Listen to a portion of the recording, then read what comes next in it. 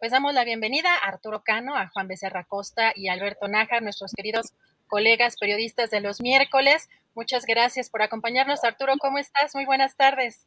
Muy buenas tardes. Pues en primer lugar, para desearle a nuestro querido Julio una pronta recuperación y que pasen rápido estos leves molestias que ha presentado en estos días.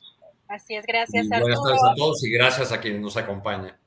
Gracias Arturo. Alberto, ¿cómo estás? Muy buenas tardes.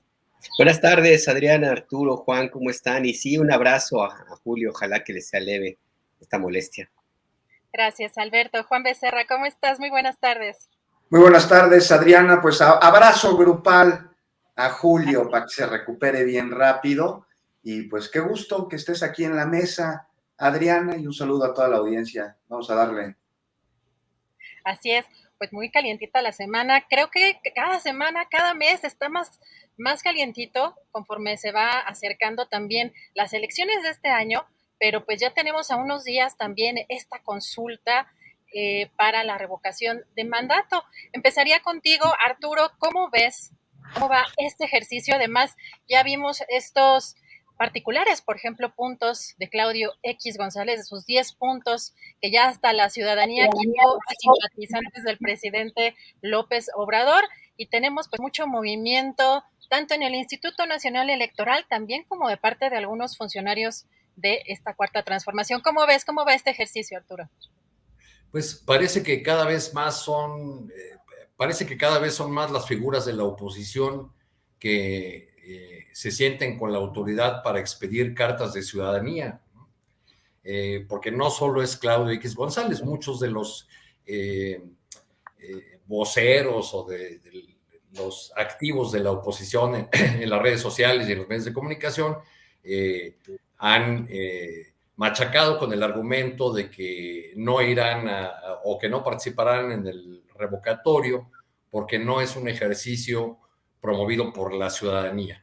No es nuevo esto de que desde el flanco opositor se adjudiquen simultáneamente las etiquetas de dirigentes o militantes de partidos y la de activos miembros de la sociedad civil, es decir, los únicos representantes legítimos de la sociedad. Pero ese rechazo ha ido acompañado también de una suerte de tufo clasista, de expresiones muy lamentables en el debate público que señalan que a este ejercicio de consulta popular irán solamente los borregos, los acarreados, o los ignorantes, o los pejezombis. No creo que sea una estrategia muy adecuada para fuerzas políticas que muy pronto estarán llamando a los electores a participar y a votar por ellos. Yo creo que de entrada el ejercicio de este domingo, el revocatorio, ya tiene un derrotado, que es la oposición.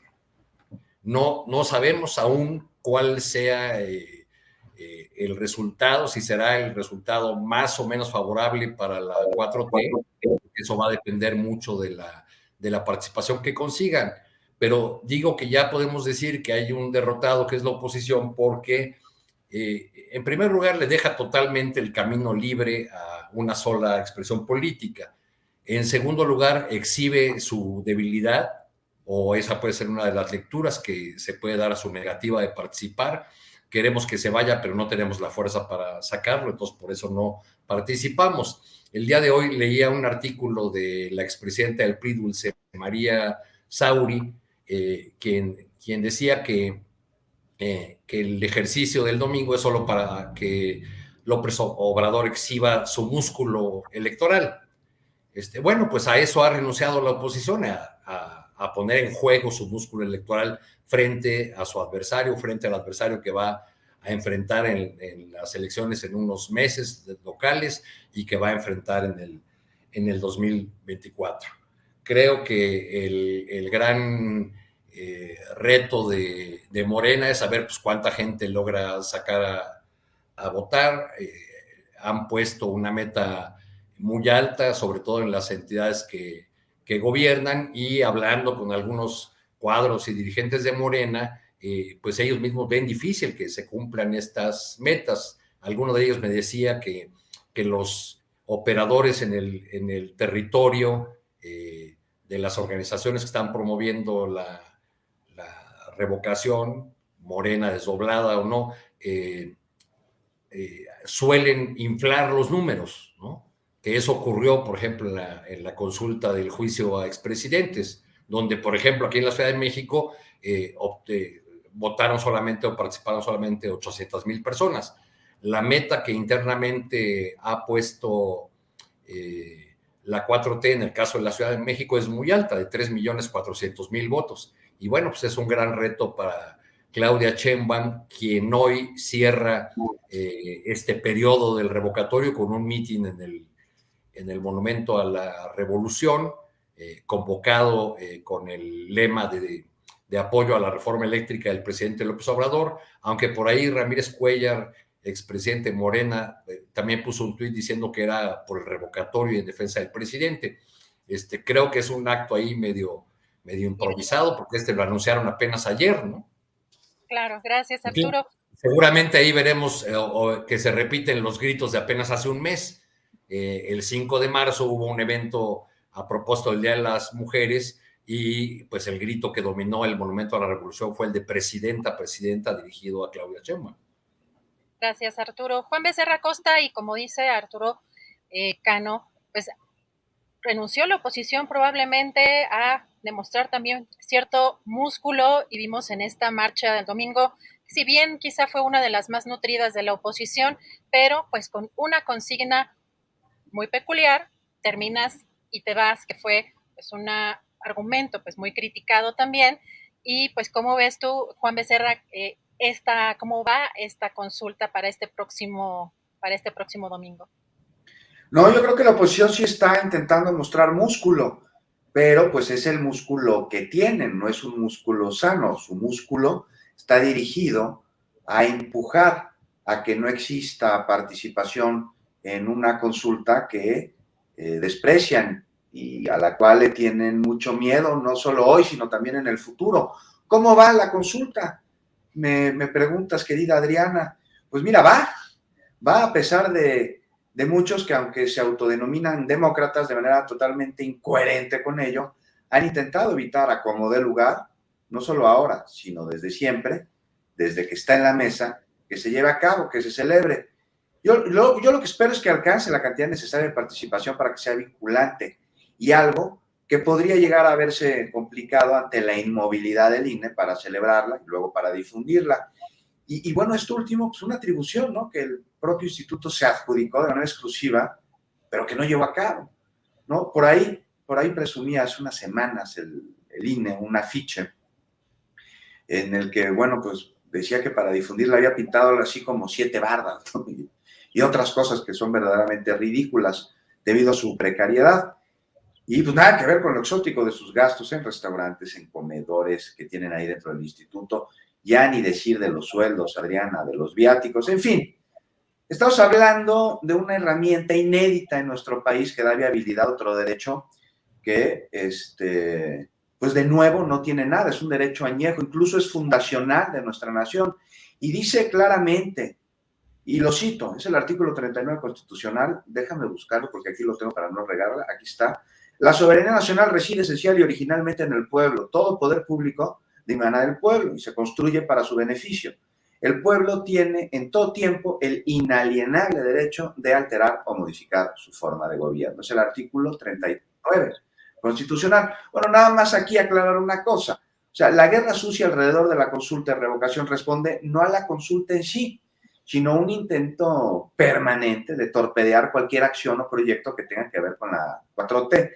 Lo vimos en el aeropuerto Felipe Ángeles, lo vemos en el Tren Maya, lo vimos también en la jornada de vacunación. Y bueno, pues que quede claro, ¿no? La consulta no es del presidente de la República, es una consulta del pueblo. Justamente es un mandato popular que se le hizo al Ejecutivo y que después se da a través de un proceso de solicitud y luego de recolección de firmas, Adriana. ¿Y qué te parece si hacemos rápido? Es un ejercicio de memoria, ¿no? Para entender, ¿no? Valorar qué habría sucedido si hubiésemos contado con esta consulta, con esta herramienta antes. O sea, ¿tú crees que se habrían dado la cantidad de muertos durante el sexenio de Calderón con aquella guerra criminal? O tantos actos de corrupción con Peña Nieto. Lo que me dices de los contratos de Fox y de sus hijastros, los Briviesca. O sea, ¿ustedes creen que se habría perpetrado tanto tiempo el neoliberalismo si hubiésemos consultado a mitad de sexenios la permanencia de los presidentes? Y yo sé, Adriana, que el hubiera es tiempo, pues que ya fue, ¿no? Pero el presente no, y el futuro tampoco. Y hoy esta consulta no es para nada ociosa. ¿Qué es ociosa? Dicen quienes repudian al presidente y quienes quieren que se vaya, pero al mismo tiempo y de manera incongruente no utilizan el ejercicio y llaman a ignorarlo. O sea, que de todas maneras va a ganar, están reclamando. Bueno, pues bajo ese criterio, en caso de que en un proceso electoral haya, de acuerdo a las encuestas, preferencias claras sobre un candidato, pues entonces, pues de acuerdo a ellos, no se tendría que llevar a cabo una elección. O sea, que el dinero hubiese servido mejor para comprar medicinas, dicen, ¿no? Pues, a ver, si no se hubiera llevado a la consulta, pues ese dinero no se habría utilizado para comprar medicinas, porque es dinero que se le dio al INE, es parte de su presupuesto. Tal vez se habría gastado, muy seguramente, en esos gastos exóticos de los consejeros. Entonces, aquí nada más para acabar, pues un llamado al criterio de quienes dicen que ellos van a participar no participando. Es absurdo decir eso. O sea, todo eso que ponen en Twitter, que es muy válido el repudio que pueden tener a un gobierno, un presidente, un gobernante, todo eso que ponen en Twitter, váyanlo a poner a la urna el próximo domingo. No sean bots, sean ciudadanos. Gracias, Juan. Alberto, pues, ¿cómo ves? Lo que menciona Juan es interesante porque lo he también escuchado y leído en otros lados. Si la oposición o ciertos personajes de la oposición le tienen miedo a la consulta. ¿Qué opinas tú de todo esto que está pasando para este próximo domingo y cómo ves este ejercicio? Pues yo creo que más bien lo que tienen es mucho enojo porque todo lo que han intentado en los últimos 3 años han fracasado, no les ha funcionado. Tú preguntabas hace unos minutos que la oposición estaría mostrando su músculo. Pues yo diría, ¿cuál músculo? Pues coincido con Juan, pues sí se le ve bastante raquítico.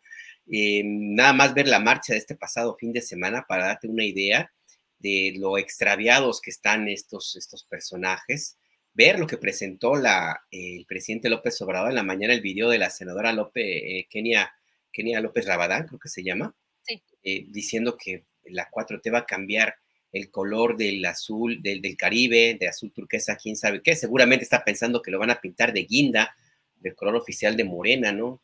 O sea, eso habla básicamente de cómo de cómo en estos 3 años la oposición no ha logrado concretar un proyecto político que sea considerado serio y que no se vincule solamente al odio.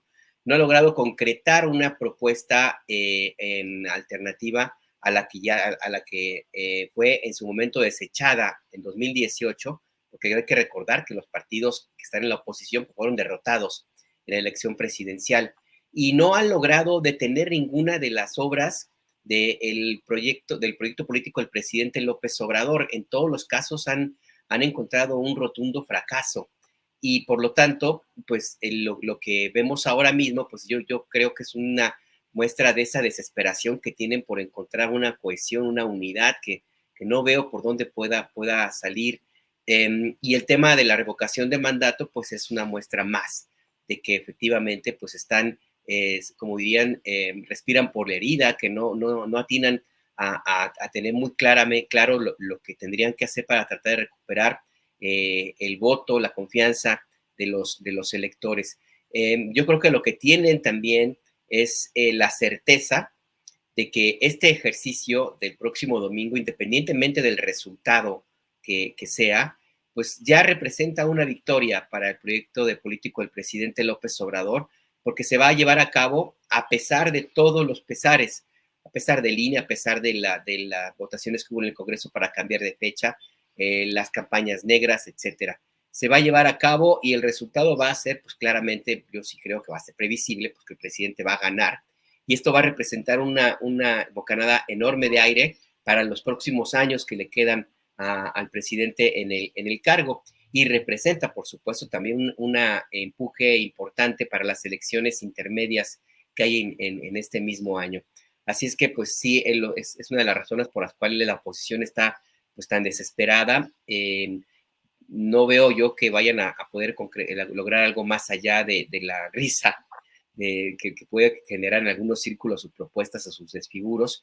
Y lo que habría que ver en adelante es lo que viene, pues que básicamente es ya la preparación para la batalla, que esa sí me parece todavía más fuerte e intensa, y en esa sí creo que estarían concentrándose la oposición, que es la votación sobre la reforma eléctrica, la iniciativa constitución para reformar la Constitución y garantizar, por ejemplo, que el litio sea considerado un mineral de propiedad de la nación, de los mexicanos, ya de forma mucho más concreta. Creo que ese sí es un tema que realmente va a definir muchas cosas, muchos temas en el escenario político nacional. Uno de ellos, por ejemplo, es el futuro del PRI.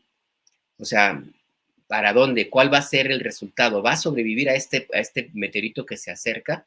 Porque yo no estoy muy seguro que de mantener la posición que ha dicho Alito Moreno de negarse a todo, les vaya a ser necesariamente benéfico, porque al final del día sus aliados no le alcanzan al PRI para regresar al poder.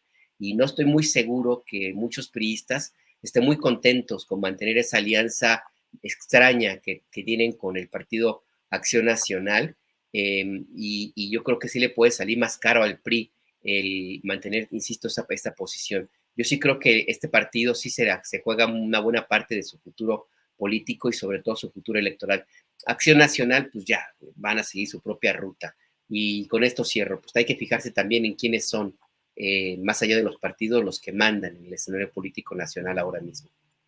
Claro, Alberto, muchísimas gracias. Arturo, pues vimos a un secretario de Gobernación el fin de semana, pues en unas actividades muy particulares. Por un lado, se le ve en una imagen usando el avión de la Guardia Nacional, se le ve también al secretario de Gobernación en videos lanzando descalificaciones contra el Instituto Nacional Electoral y también pues apoyo en esta parte de la revocación de la consulta por la revocación de mandato, en lo que pues podría considerarse incluso un autodestape. Ayer lo que estábamos viendo también por parte de la oposición es que pues un secretario de Gobernación que ha estado ayudando al presidente López Obrador a llevar a cabo, como es parte de sus funciones, ciertas negociaciones políticas y en medio también de este tema de la discusión de la reforma eléctrica, pues ya vimos pues que de alguna manera le quitaron ya el carácter de interlocutor válido y que incluso como, por ejemplo, en el caso de Emilia Álvarez y Casa del Grupo Plural, pues ya piden incluso hasta su renuncia. ¿Cómo ves este tema ya, Dan Augusto? Pues ya medio autodestapado, medio corcholata, y el presidente dice que no, que todavía no es, que él no es corcholata. ¿Cómo ves este tema, Arturo? Bueno, yo creo que el secretario de Gobernación desandó un camino que había andado, porque había logrado, una vez que se instaló en el Palacio de Cobián como reemplazo de la senadora Olga Sánchez Cordero, había logrado tender puentes con la oposición, había logrado recuperar algunas de las funciones que tradicionalmente desempeñaba la Secretaría de Gobernación y que no le fueron otorgadas a su anterior titular. Los senadores del Grupo Plural ya lo desconocen, el Partido Acción Nacional también ha dicho que ha dejado de ser un interlocutor válido, pero más allá de estas posturas de la oposición, pues tendríamos que preguntarnos si la presencia de Adán Augusto en actos de promoción de la consulta popular no tiene que ver también con la pequeñez del liderazgo del partido de Morena, ¿no? Que requiere de una figura como el tabasqueño Adán Augusto, que tiene línea directa con el presidente, a quien así se identifica, que implica jalón para una movilización de masas y resulta pues preocupante que este personaje y lo que había conseguido en términos del diálogo y la construcción de vías de acuerdo con sectores de la oposición, pues lo pierda de esta manera en un fin de semana, sobre todo en un fin de semana donde viaja en un avión militar y se hace acompañar de un mando de la Guardia Nacional en un evento en el que pues los uniformes no debieron haber estado. Gracias, Arturo. Juan, pues te preguntaría pues lo mismo, ¿qué opinas de este tema? Y si realmente el bueno para el 24 sería el actual secretario de Gobernación, Adán Augusto, y cómo queda actualmente la Secretaría de Gobernación, ¿en qué papel? Híjoles, veo aquí, Adriana, mucho de todo. Para empezar, que hay más destapadores que corcholatas, ¿no? De entrada, en este momento. Veo politiquería y veo un error por parte, sí, de Adán Augusto y de Morena. Mira, sí está en la mira de la oposición, como todo lo relacionado con este gobierno.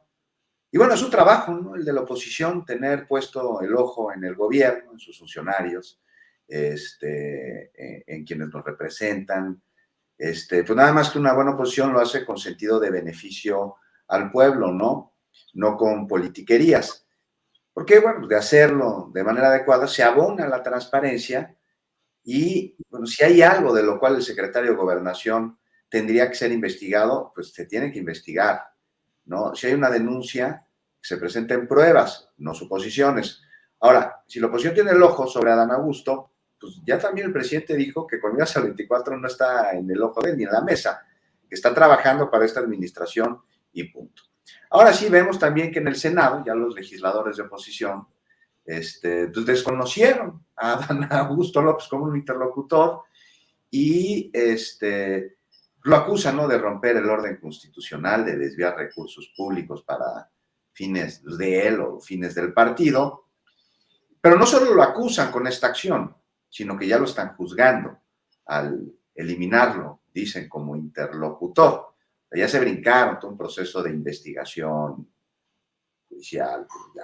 Ellos dieron su sentencia a través de, me parece, elementos que se desconocen.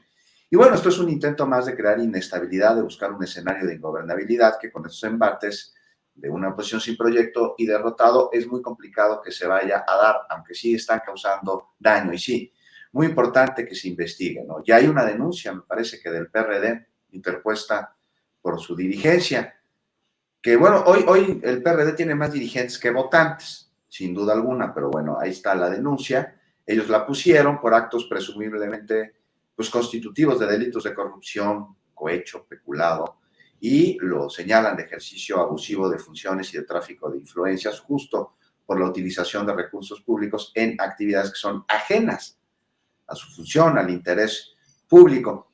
Pues entonces, ¿para qué darles esos elementos, no? O sea, de entrada, o sea, me parece un error, hay que cuidarse más, o sea, hay que ser y también parecer. Este tipo de errores similares, no el mismo, pero costaron que Santiago Nieto dejara de ser titular de la Unidad de Inteligencia Financiera, ¿no? Estas cosas caen muy mal a la población. Nada más hay que ver el escenario completo. Una observación, o sea, si un funcionario por cuestiones de trabajo se traslada en una aeronave de las Fuerzas Armadas, de la Guardia Nacional, a un Estado de la República y lleva ahí a cabo su comisión, su diligencia, su responsabilidad, ya la terminó y de ahí se va a saludar a un amigo, a comer unos tacos, a rascarse la panza o a lo que sea, está mal, pues hay que verlo. Pero ya irse a un mitin político siendo secretario de Gobernación, híjoles, pues me parece que no somos iguales, ¿no? O sea, mal estaba que se usaron los aviones para llevar a las hijas de la gaviota a cortarse el pelo a Los Ángeles, de viaje a Europa, que se utilizaron los recursos de la nación para organizar en la playa las borracheras de los hijos de la Madrid con Palazuelos, o sea, que se utilizaran los aviones de las Fuerzas Armadas durante la Guerra Sucia y el sexenio Calderón para desaparecer mexicanos. O sea, esos interlocutores que ya no quieren tener como interlocutor a Adán Augusto, pues son los que promovieron que todo eso en el pasado sucediera y hoy se sienten aludidos porque el secretario de Gobernación, para hacer una diligencia, se trasladó en un avión y sí cometió el error de ir a un acto de campaña. Ahora, hay que ver cuál es el fondo aquí. Están furiosos porque se les acabó el 20. Pues ya no hay que darles más elementos para una guerra sucia con intento de desestabilización política y de golpeteo. O sea, como para qué. Diría Juan Gabriel, ¿qué necesidad? Gracias, Juan. Alberto, pues preguntarte lo mismo, si es el bueno o era el bueno para el 24, si hay algo que ha cambiado o cambió durante este fin de semana y sobre todo en un momento en el que está la reforma eléctrica pues, a discusión.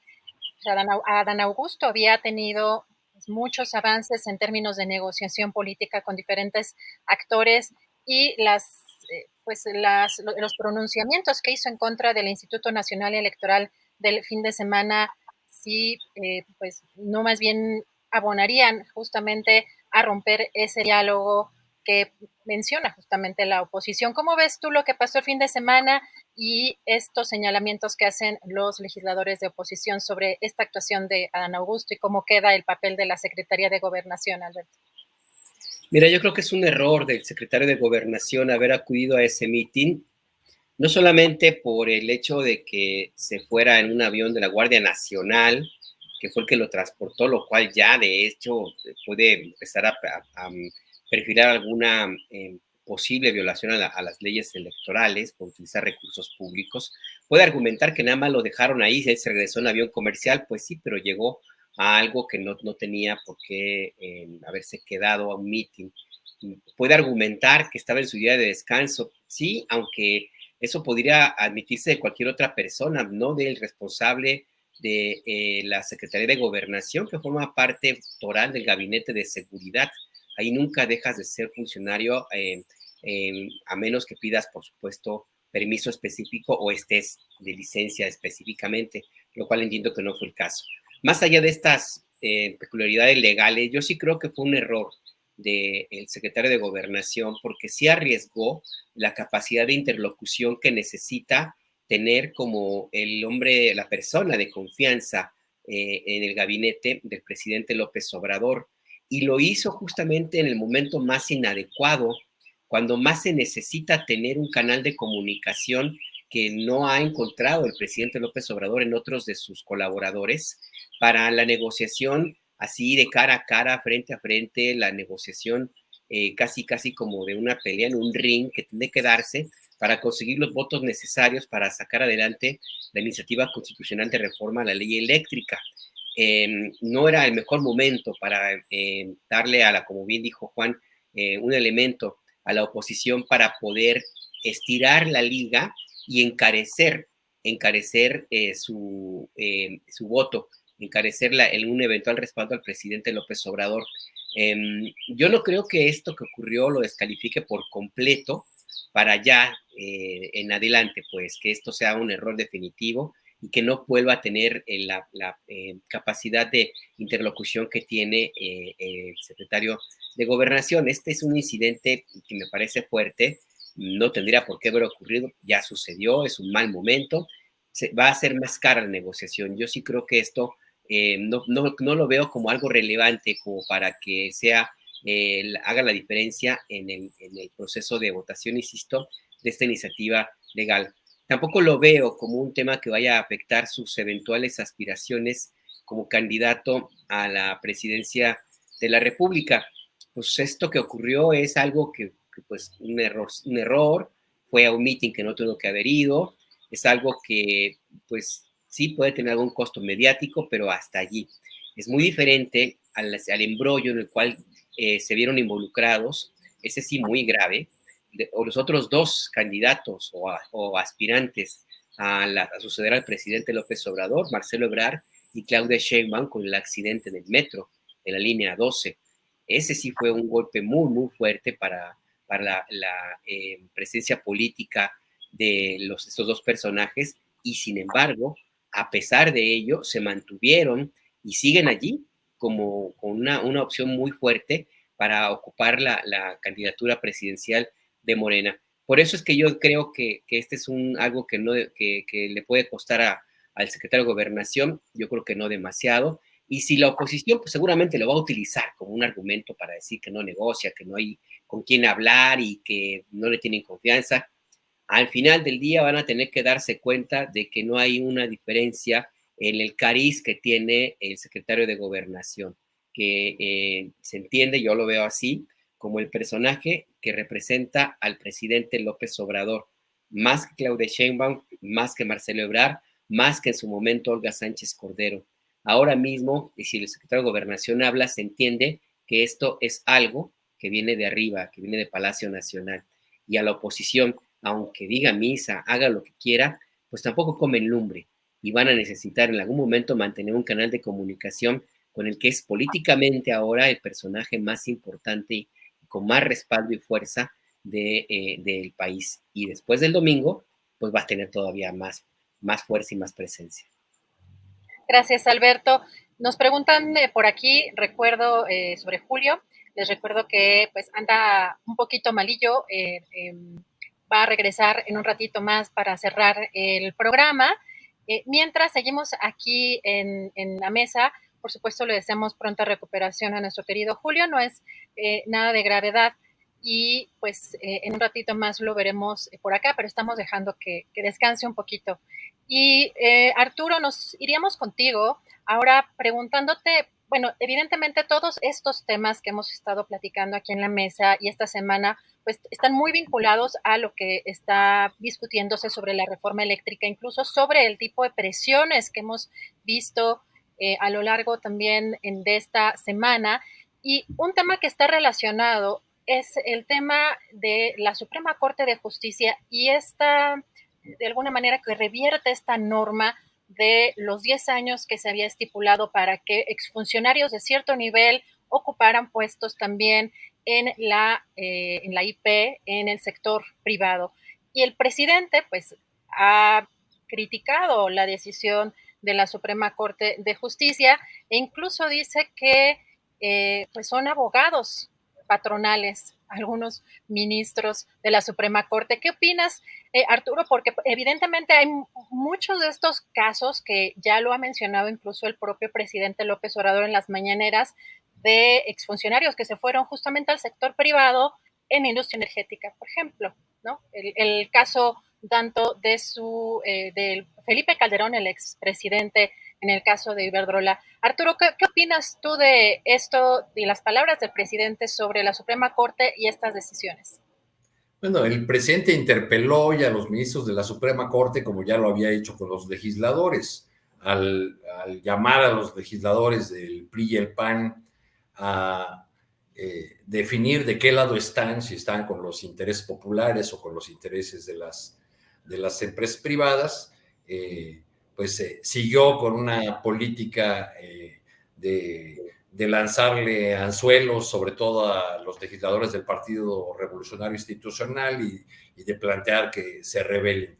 Otro cantar es que diga lo mismo con respecto a los ministros de la Corte, donde al menos una buena parte de ellos pues tienen una molestia que no expresaban con la misma fuerza los sexenios anteriores, respecto de la falta de división de poderes o de lo que consideran intromisión del Poder Ejecutivo en sus decisiones. Y pues de una manera similar de como hizo con los legisladores, plantea que los ministros pueden decidir ser representantes de los intereses de la nación, del interés común, o demostrar si más bien son abogados patronales. Creo que esa es una expresión de todas las presiones que está recibiendo el presidente López Obrador por el tema de la reforma energética. Y en ese asunto de las presiones, pues ocupa un primerísimo lugar lo que ha estado haciendo el gobierno de Estados Unidos. El presidente ha recibido a John Kerry. Hace un rato estaba ahí en Palacio Nacional, no sé si ya habrá salido el embajador Ken Salazar, luego de que el presidente hablara de que legisladores de la oposición se han reunido, incluso con el embajador o con funcionarios de Estados Unidos, para cabildear en contra de la propuesta de reforma eléctrica.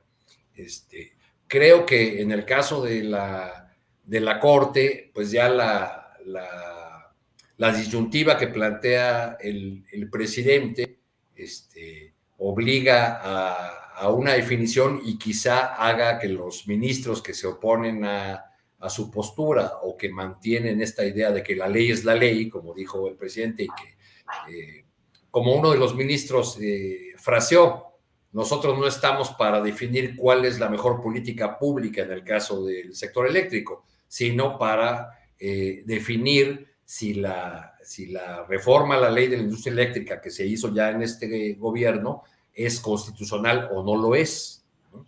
Entonces, bueno, creo que ahí seguirá ese conflicto en la expresión que tiene la Suprema Corte, pero también en todos los demás frentes que están abiertos por este tema de la reforma eléctrica. Ken Salazar y otros funcionarios de Estados Unidos pues tienen más interlocución con el presidente López Obrador que cualquier líder de la oposición mexicana, ¿no? Al menos en estos días. Veo que el escenario, el convulso escenario internacional que hay, la guerra, los problemas que al sector de energía ha traído la invasión rusa a Ucrania, pues pueden darle una ventana de oportunidad al presidente para negociar una reforma que se acerque a la original que él envió, porque por lo expresado ya por los diputados o por el líder de Morena en la Cámara de Diputados, pues ya hay un principio digamos, de negociación legislativa con la declaración del diputado Mier en el sentido de que aceptarían la mitad de las propuestas que fueron presentadas por el bloque opositor el día de ayer en su propia iniciativa de reforma eléctrica. Gracias, Arturo. Juan, ¿cómo ves estas declaraciones del presidente en contra de algunos ministros de la Suprema Corte de Justicia de la Nación, sobre todo en vísperas de una decisión el jueves de la Suprema Corte sobre este tema de la reforma eléctrica? Pues veo que el tema es muy, muy de fondo, ¿no? Dentro de esta crítica también está el señalamiento no solo por parte del presidente de la República, sino de algún sector de la población hacia los legisladores. Y te digo que es tan profunda como la función misma de los legisladores, quienes, pues muchos de ellos parecen olvidar por qué ocupan una curul, ¿no? Ellos son representantes del pueblo, no son representantes de los intereses de los partidos políticos que los pusieron ahí, ya sea como candidatos por la vía directa o los plurinominales de quienes tanto se ha hablado últimamente. Entonces hay que ver quiénes realmente, pues no hay que ver, está claro, pero hay que ver a la hora de la votación quiénes realmente van a emitir su juicio sin tintes partidistas y sin obedecer a lo que las cúpulas de sus organizaciones les dicten de acuerdo a intereses que pueden tener con cabilderos, con empresas privadas, y sí a intereses que tengan que ver con la soberanía energética de nuestro país, con el bienestar de la nación y de sus ciudadanos. Y bueno, para eso hay que estar informados, por eso se hizo un parlamento abierto sobre la reforma, ¿no? Y pues es nada más de echarle ahí una miradita para ver qué fue lo que ocasionó la reforma de Peña Nieto, esa que prometía disminuciones en las tarifas, en los hidrocarburos, y luego vinieron los gasolinazos, las cuentas larguísimas del costo de la luz en las casas, en los negocios, pero por otro lado, los tratos benéficos a estas empresas a los cuales se les otorgó, se les regaló ahí casi los recursos de la nación. Hay que ver lo que sucede con la generación de energía eléctrica, por ejemplo, de los Oxxos. Entonces es mucho más profundo que esto y hay que ver quiénes están coludidos con esos intereses. Y esto se suma, por ejemplo, lo de las puertas giratorias.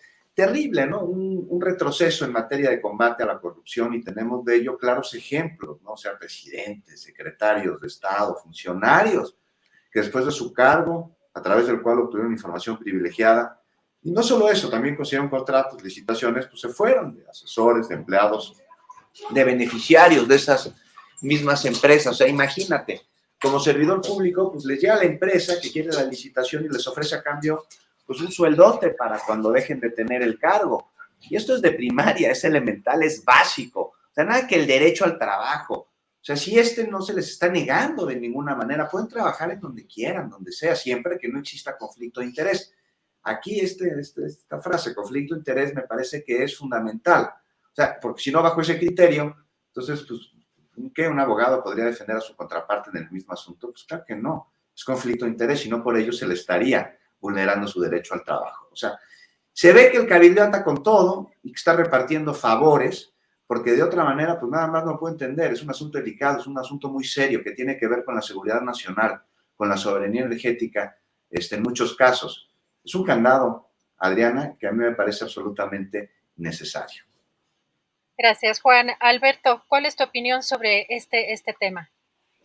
Mira, a mí me queda claro que los intereses para tratar de impedir que la reforma eléctrica pase en los términos, por lo menos lo más cercano posibles a lo que nos envió el presidente de la República, pues están ya desatados. Estamos ya en lo que yo he definido como el inicio de la madre de todas las batallas. No es cualquier cosa, es muchísimo dinero, muchísimos intereses los que están moviendo allí, que están montados sobre una estructura de influencia y coyotaje, de lobby político, empresarial y de otro tipo, que está pues, simple y sencillamente ahora mismo en pleno funcionamiento. Y los ministros de la Suprema Corte pues no son para nada ajenos a todo este movimiento, a este vaivén de influencias, de invitaciones a comer, a cenar, de viajes, de todo eso. Pues nada más recordar a este ministro, ¿cómo se llama? Medina Mora, que pues, fue obligado a prácticamente a renunciar después de que se descubrió todos los cochupos en los que estaba metido él y su familia. Así es que por lo que sucede ahora mismo en la Suprema Corte no me parece ajeno al resto del escenario político del país. Me parece que el presidente López Obrador pues está reaccionando pues con la molestia que tiene porque canceló la Corte una de sus legislaciones también considerada muy, muy importante, como es el impedir la llamada puerta giratoria y que los altos funcionarios que salen de un periodo gubernamental no puedan emplearse en la iniciativa privada en el área donde tuvieron la función pública al menos 10 años. Esto para el presidente pues genera una molestia y le hace recordar justamente que allí en el tema del sistema de administración de justicia hay una deuda pendiente, hay algo que el presidente no ha logrado tener el éxito que supongo él esperaba podría alcanzar en los primeros 3 años. Todavía hay mucho que componer en la Suprema Corte de Justicia de la Nación y todo el sistema del Poder Judicial en su conjunto. Así es que, pues sí, yo veo esto que sucede ahora mismo, la reacción del presidente, la posición y el debate de los ministros como parte de algo que pues es más grande y que va a tener que resolverse en las próximas semanas. Y tiene mucho que ver para dónde se muevan la compra y venta, el toma y daca de votos en el Congreso de la Unión para saber hasta dónde se va a estirar o no la liga y cuánto va a durar todo este debate que está ahora mismo alrededor de la Suprema Corte, Adriana. Gracias, Alberto. Y pues me voy más allá para poner en la mesa justamente un tema que independientemente de la reforma eléctrica, pues parece que las relaciones entre la oposición y Estados Unidos pues están quizá incrementándose. Ya hemos visto las denuncias que ha hecho el presidente López Obrador en el caso, por ejemplo, de Mexicanos contra la Corrupción, en el financiamiento que proviene del gobierno de Estados Unidos. Aquí hay algo que está sucediendo en torno a esta reforma eléctrica, que hay mucho movimiento y que hemos visto que han entrado, salido grupos, estuvo John Kerry, estuvo el día de hoy justamente también el embajador Ken Salazar y pues hemos visto muchos pronunciamientos que se complican en torno a esta reforma eléctrica, pero incluso hasta más allá. En el caso de la reforma eléctrica, hay en el caso, por ejemplo, de Juan Carlos Pérez Góngora, que es presidente del Consejo Empresarial Mexicano, que pidió a Estados Unidos y Canadá que, bueno, les quiten visa a los legisladores y funcionarios que apoyen cambios en la reforma eléctrica, pero también hoy algo que se comentó en la conferencia mañanera es que en el caso del legislador demócrata por Texas, Vicente González, propuso quitarle también la visa a pues, los legisladores que estaban dentro de este grupo de amistad con Rusia. Si les parece, vamos a escuchar las palabras del presidente que hoy dijo en la mañana. No veo bien, no considero que sea justo y no considero que sea racional el querer suspenderles las visas a quienes se reunieron para expresar sus puntos de vista con relación a la invasión rusa a Ucrania. Como se expresaron unos legisladores, ya hay una campaña para solicitar que no los dejen entrar a Estados Unidos. Eso es regresar a la Guerra Fría, a las épocas, ¿no?, de la persecución y de la exclusión y del autoritarismo. Se me hace de mal gusto y muy prehistórico, de mucho atraso. Si se llevara a cabo una medida de ese tipo, con mucho respeto, enviaríamos una nota diplomática de protesta. Arturo, ¿cómo ves? El presidente siempre que sale de estas reuniones con pues, miembros del gobierno de Estados Unidos, con empresarios también de Estados Unidos de este sector energético, siempre dice que pues hubo una plática en el marco del respeto, la soberanía, que fue muy productiva, pero de pronto vemos este tipo de acciones. ¿Cómo ves la reacción tanto del presidente, pero también menciona pues que ya no estamos en la Guerra Fría? ¿Cómo ves, Arturo? Bueno, el presidente agarra al vuelo las declaraciones de un legislador estadounidense de ultraderecha, como muchos tejanos, que no creo que sea la postura oficial del gobierno de Estados Unidos, ni mucho menos.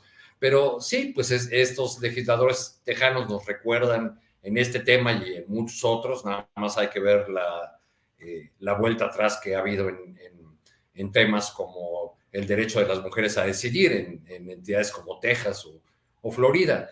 Pues sí, tiene razón el presidente en que es algo que huele mal y que huele a la Guerra Fría. No creo que tenga mayores consecuencias, aunque algún legislador de los señalados, o los que estuvieron en esa reunión con el embajador de Rusia, ponga el grito en el cielo y diga que le están atentando contra un derecho humano, bla, bla. Pues, digo, cada país tiene derecho a otorgar visas o no otorgarlas, y ya en el camino hacia un trato distinto a las épocas de la Guerra Fría, pues también México podría aplicar medidas recíprocas, ¿no? No recuerdo muchos casos en que eso haya ocurrido, pero recuerdo que cuando Estados Unidos decidió imponer visas a los ciudadanos de Brasil, la respuesta de Brasil fue imponer visas a los estadounidenses, ¿no? Cosa que nosotros no hemos hecho. No sé cuántos ciudadanos de Estados Unidos vivan en México sin papeles, pero deben ser muchísimos, ¿no? Porque se llega a hablar de una comunidad de 1 millón de personas, de 1 millón de estadounidenses que viven en México, y yo creo que muchos de ellos en una situación irregular. Gracias, Arturo. Juan, ¿cómo ves? ¿Es un reflejo de presiones que se están viviendo en momentos clave en México o son comentarios aislados? ¿Cómo ves lo que está pasando con este tema de las visas? No es un comentario aislado, o sea, no es tan así. O sea, no olvidemos quiénes están detrás de los congresistas estadounidenses. Ya tendrás en unos días ahí a Guadalupe Correa, que se los conoce perfectamente. Todas las empresas privadas, el gran capital es lo que siempre ha estado atrás de ellos, Estados Unidos siendo Estados Unidos, ¿no? Y pues esta aclaración, pues sí, el presidente dice un regreso a la Guerra Fría, sí, a la década de los 60, 70, de los 80, pues con esta ocurrencia, ¿no? De Vicente González, que pues ha caído en el fanatismo pro-yanqui. Digo, yo creo que ni a Donald Trump se le habría ocurrido decir esto. Imagínate, cancelarle visas a los legisladores que participaron en el Grupo de Amistad México-Rusia. Muy interesante lo que dice Arturo, ¿no? Sobre la reciprocidad, por ejemplo, con las visas, ¿no? Es carísima, además, complicadísimo sacar una visa para viajar a los Estados Unidos. ¿No? Están en su derecho de tener este tipo de políticas migratorias. Un poquito de reciprocidad no vendría mal, tal y como en su momento hizo Brasil.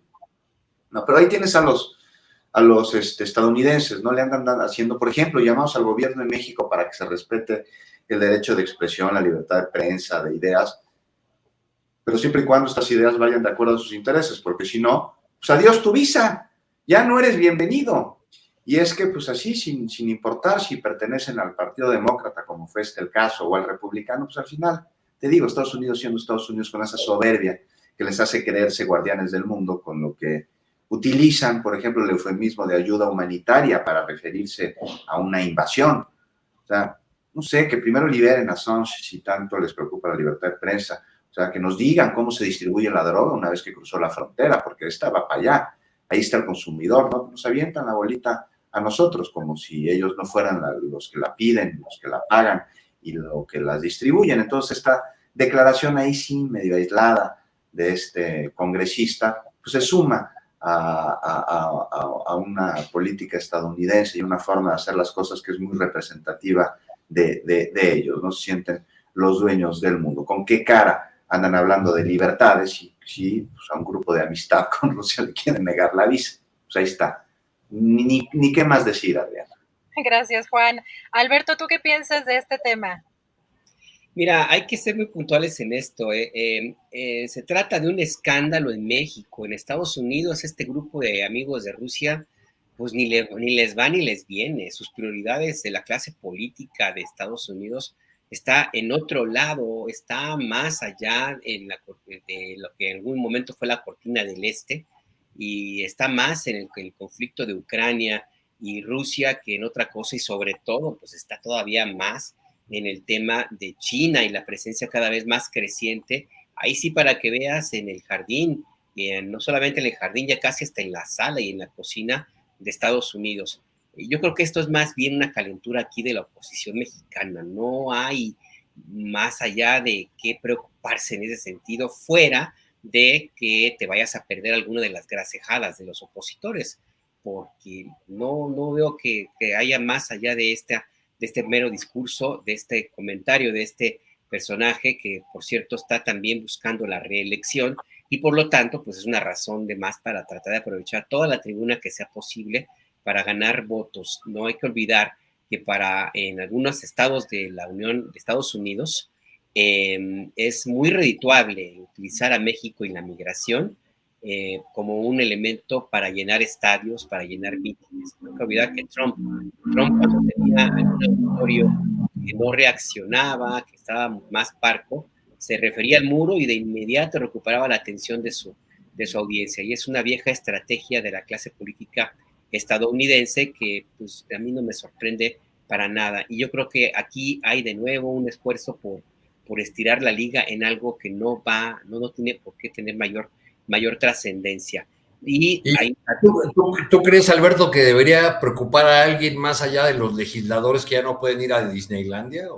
¿Y tú crees que de veras van a quitar la visa? Hay razones muy, muy básicas en la ley de Estados Unidos como para que les vayan a dar.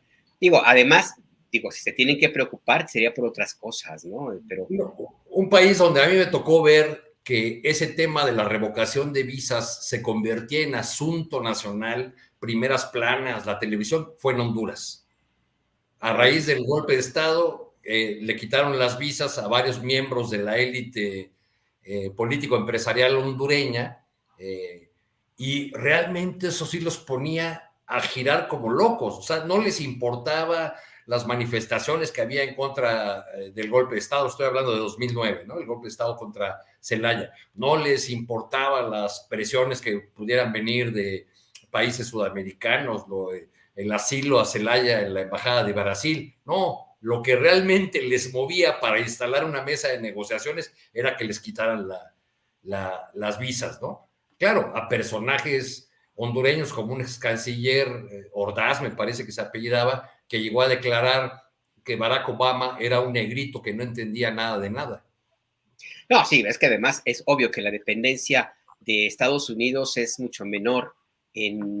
Hacemos la comparación, por supuesto, de los países del Triángulo Norte. No hay que olvidar, tú lo tienes muy, muy presente, que en el Triángulo Norte el candidato, no puede haber un candidato que no se comprometa a renovar el TPP, este acuerdo de protección temporal que otorga Estados Unidos a países en guerra o en conflicto humanitario, en conflicto de desastre por desastre natural, y lo tienen Honduras, Guatemala y El Salvador. Y cualquier candidato que quiera por lo menos tener alguna posibilidad en una elección presidencial, tiene que asegurar que va a renovar el TPP.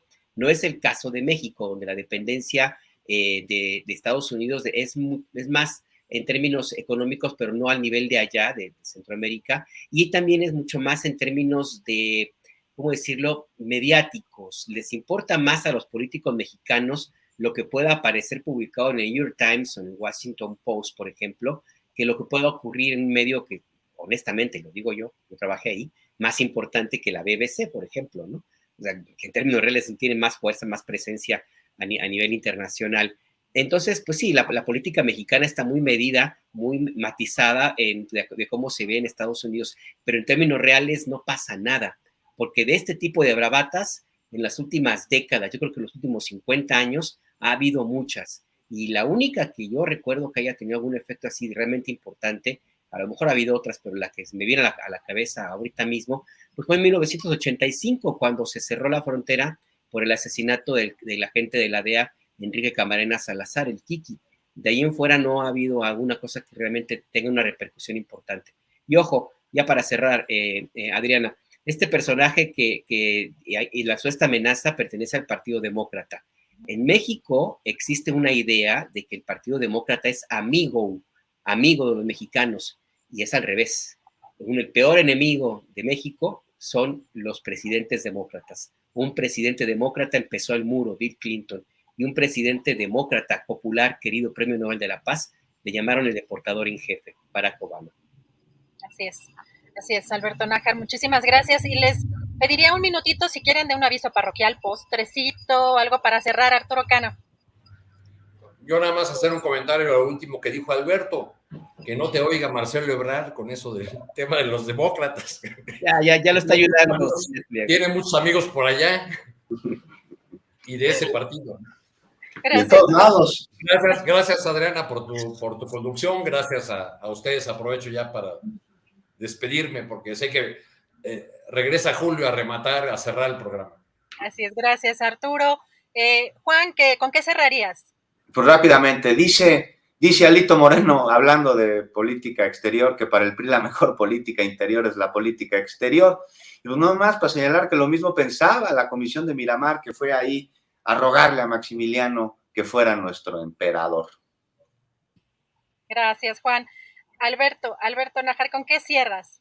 A propósito de lo que comentábamos de política exterior, de Marcelo Ebrard, bueno, pues él fue invitado al aniversario de TV Azteca, de Grupo Azteca. Invitaron a Claudia Sheinbaum, entiendo que no quiso ir, no pudo. Salinas Pliego se dedicó a apapacharlo como si fuera ya el bueno, el tapado. Nada más recordarle al canciller Marcelo Ebrard de quién se dejó apapachar. Ricardo Salinas Pliego es un político traicionero, ha traicionado a todos. Así es que, pues, a ver, si ese es el árbol el que está arrimándose, bueno, pues bien por Claudia. Así es, Alberto, y vi una fotografía que puso justamente Salinas Pliego y qué gran poder de convocatoria, muchísimos gobernadores y bueno, un evento pues más bien no empresarial, sino diría yo político, también como comentas, Alberto, pues les agradezco muchísimo la participación de ustedes y siempre compartir.